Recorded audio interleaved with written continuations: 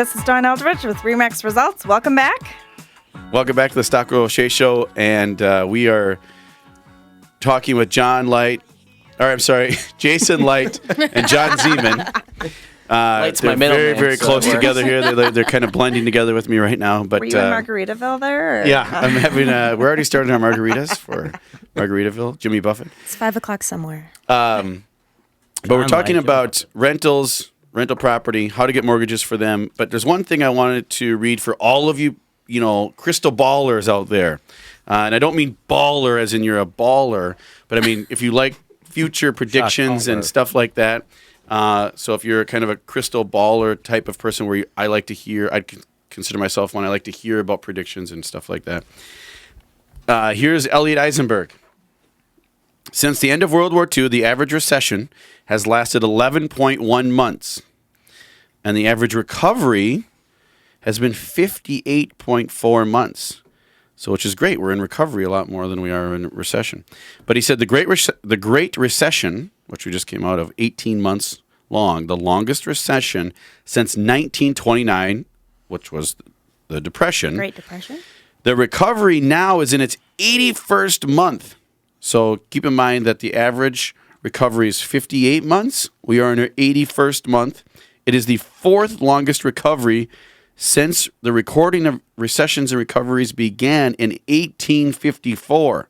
I'm shooting out a lot of numbers there, but basically for a long, long time, we're in the fourth longest recovery cycle. The longest recovery ever after a recession was 120 months. So he says, interestingly, the current bull market is 84 months long, making it the third longest bull market in history as well. So we have 19 months left if we want to break the record for the longest recovery ever in historical record in the United States.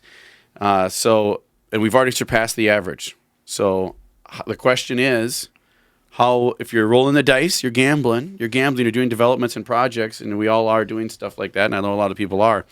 How long do you roll the dice for? 19 months? Do we go for that record, or is it going to be 90 months before we have another recession? Or that's what we don't know, but that's the data right there that he talks about. So we're in that zone where, like the Fed likes to keep us thinking, and the government, anything can happen. Good or bad, anything can happen, right? I mean, we just don't know. We live in this uncertain world and uncertainty all the time with finances. So, how much money do you lay out on a project, or how many projects do you take on at a time? And what's your risk tolerance? Right now, given the current those current numbers. So, anybody have any insight or questions on there? Any feedback on that? What do you think? Bull market, balls to the wall, keep going. That's what I say. Let's beat it. Let's beat the previous recovery. Yeah. Well, the crash was longer than the average, too, so we still have some ground to make up. I think it's going to be bullish for another year, at least. 12 more months, basically, so... At least. At least? Yeah. Okay. I don't see it crashing this year. Let's just say that. I think it's going to be bullish for at least 12 months. Stock market wise, you're talking about, or Just markets. He's in talking... general. we kind of...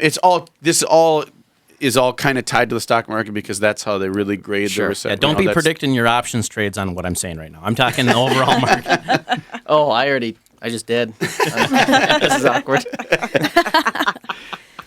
Yeah, so and I haven't seen it yet, but Katie's got it on our wait list or something like that for The Big Short, I believe it was called, which I'm very, very anxious to see. Oh, the movie, yeah. Yeah. It looks good. And that has to do with predicting or anticipating a crash.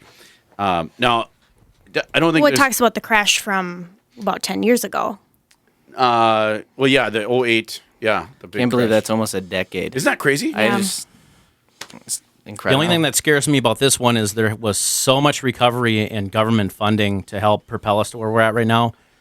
To me, that's scary as far as the future. Yeah. Oh, of how to recoup that and cover it back. Our recovery has heavily been crushed with government help. Debt. Yeah. Yeah. It was more debt, yeah. We talk about a lot of debt in Dave Ramsey, the class we were in about. Dave Ramsey, who's on the sister station here to the Patriot, says his goal is that he teaches so many individuals how to live their life now so they can live their life later. like no one else and live and give, but he wants to get you out of debt. So if you can have no debt, then guess what? You can give and provide for other people instead of the government. So he wants to basically get the government, have the people having so much no debt and being able to freely give their money where they want to, that you won't even need all the government programs. You can actually eliminate tons of them and then actually help the government get out of debt. I don't see it happening because I'm a pessimist, just because it's so crazy how much debt we're in as a country. But how do you get out of that? Unfathomable almost. Yeah. Have you guys ever looked at the debt collector online? How it just like ticks and ticks Yeah, and ticks and ticks? it gives me kind of a heart attack. It's scary to look at. Not hard. I wish I was the person, like saying, yes, keep going. I'm going to cash in on that China? debt someday. Whoever that is, right? China? No, I don't know. Well, it's actually to the U.S. Treasury. We're in debt to ourselves. Yeah, they mostly. keep printing and stuff, and then It's way over. A lot of that's Yeah, over it's a my lot of head, it, but yep. it's very, very interesting conversation. The point is, if you can not mimic the government in your spending, you will probably be better off, because if the government was a person, they would have filed bankruptcy numbers of times. They would have been in jail. They'd probably have been indicted on all kinds of things for not being wise with their money and smart with how they spend Hence money. the prison comment. Yes, there you go. So, Jason, do you see a lot of people coming in, when they come to get a mortgage? Are they still scared about what happened 10 years ago? And, what do you see with that? What I see is a lot more fiscal responsibility. We were talking earlier about people that are renting, what is holding them back from buying. If you are able to, I asked the question, what do they do over here to screen for rentals? If you're able to get through that, you can get a loan. A high majority of the people that call me that don't know if they can afford, if they can get approved, are getting approved easily. And I believe it's because of what has taken place. They're more responsible. But loans are not as bad. 5-6 years ago, I used to throw it out there as a joke that you pretty much need a blood and urine sample to get a loan on top of everything else, right? But it's not that bad. And again, if you are renting and you went through that screening process, you're likely to, believe it or not, get approved for a loan. I think one of the top reasons that I heard that millennials or people don't buy or even attempt to buy is because they think in their head that they need more money down than they need. And they also think that they aren't able to qualify. So they Correct. don't even bother attempting to. Correct. It's kind of like being afraid of the rejection. I did a class or a coaching call with a real estate coach where he had interviewed me on the show, and he said, what can you do to help other realtors? And I said, get over the fear of calling other people and rejection of calling people or prospects, and get over the fear of going on listing appointments and actually losing them, because you're going to lose some of them. So it's just like this. If you go in and check with Jason Light and see if you can buy a house, if just because they say no, that's the starting point. That no is your starting point now. Now you at least can move forward and do something.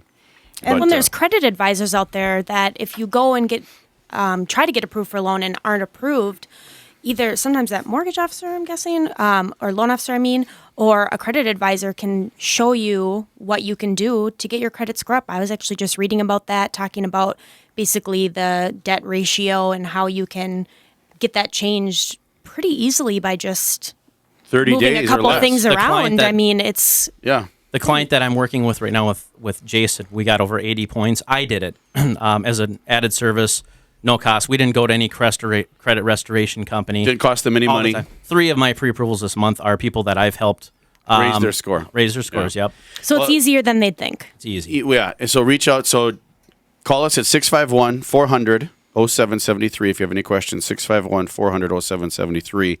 And check us out on Facebook, TC Real Estate Hour. Jason Light with Envoy Mortgage. How can they reach you? 612-419-4517. Or you can find me on Facebook. Find us on Facebook. And John Zeman, Vanquish AP. Yeah, go to vanquishap.com, or you can call me directly, 651-321-4995.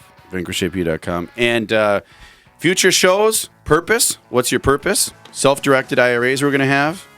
And pre-marketing, why it's all the rage and why I can help you as a seller and potentially as a buyer. I'm Jason Stockwell, Remax Results. Don Eldridge, Remax Results. We'll be back next week. Have a great week. Love yourself and love others.